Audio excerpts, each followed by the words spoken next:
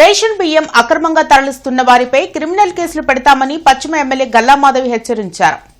గత రాత్రి తనకు రాబడిన సమాచారం మేరకు అక్రమంగా రేషన్ బియ్యం తరలిస్తున్న వాహనాన్ని పోలీసులకు అప్పగించామని ఎమ్మెల్యే గల్లా మాధవి తెలిపారు. 150వ నెంబర్ షాప్ నుంచి దాదాపు 100 బస్తాల రేషన్ బియ్యం వాహనంలో తరలిస్తూ ఉండగా పట్టుకున్నామని ఆమె వెల్లడించారు.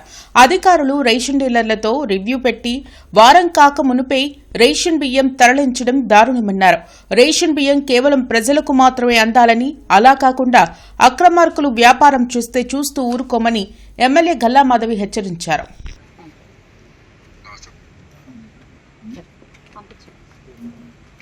ఇతని దగ్గర నుంచి మొత్తం డీటెయిల్స్ తీసుకోండి. అసలు ఈ గుంటూరు వెస్ట్ లో ఎన్ని షాపుల నుంచి ఇలా ఎత్తారు, లేదా కొత్త వ్యక్తి ఏం కాదు, అన్ని అలవాటు ఉన్న వ్యక్తి అతను. హలో రాంబాబు, ఇక్కడ మన బండి దొరికారు. ఇక్కడ మన బండి ఒకటి దొరికింది ఇక్కడ 4వ లైన్లో. ఇప్పుడే మాట్లాడింది నేను. రాఘవ స్టోర్ది బండి దొరికిందయ్యా, 160 నంబర్ షాపు. అధికారుల లోపమా, లేకపోతే డీలర్స్ యొక్క లోపమా, లేకపోతే నిజంగా అక్రమార్కుల యొక్క అధికోత్సాహమా అన్నది ఒకసారి ఆలోచించుకోవాలి. ఏదేమైనప్పటికీ మా దృష్టికి వచ్చింది ప్రతిదీ ఎట్టి పరిస్థితుల్లో వదిలే పరిస్థితి లేదు. రేషన్ అనేది పేదలకు అందాల్సిన బియ్యం, అది పేదలు, డీలర్లు, ప్రభుత్వం చూసుకోవాల్సిన అంశం. మధ్యలో ఈ దళారులు దూరి వాటిని పక్కదారి పట్టించి దాన్ని ఒక వ్యాపార మార్గంగా చేసుకొని ప్రభుత్వానికి చెడ్డ పేరు తెప్పిస్తాము, ప్రజల్ని ఇబ్బంది పెడతాము అంటే మాత్రం నేనైతే ఉపేక్షించను. ఖచ్చితంగా దీని మీద చాలా సివియర్ చర్యలు తీసుకోవాల్సి ఉంటుంది. కాకపోతే ఇప్పుడు దాకా అధికారికంగా డిపార్ట్మెంటల్ కేసుల్లాగా డిపార్ట్మెంటల్ యాక్షన్స్ తీసుకోవడం జరుగుతుంది. అంటే 6A కేసు ఏదో పెట్టి వాళ్ళ లైసెన్స్ని తీసేసే పరిస్థితి ఉంది. కానీ నేను డిమాండ్ చేస్తున్నాను, ఇప్పుడు దీని మీద క్రిమినల్ కేసు పెట్టాలి.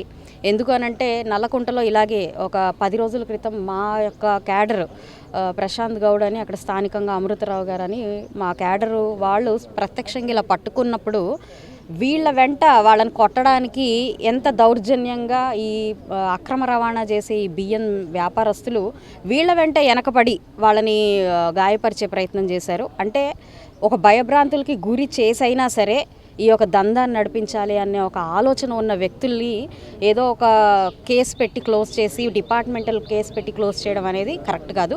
ఖచ్చితంగా క్రిమినల్ కేసు పెట్టాలి.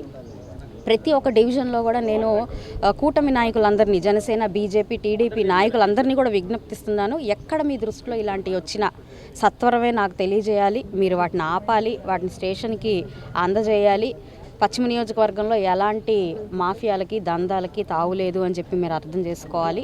కాబట్టి ఇకనైనా దీన్ని కట్టిపెట్టి మేము సూచించిన విధంగా కెమెరాస్ పెట్టి ఒక పారదర్శకమైన విధానంతో ఈ రేషన్ బియ్యం పంపిణీ చేయాలి అని చెప్పి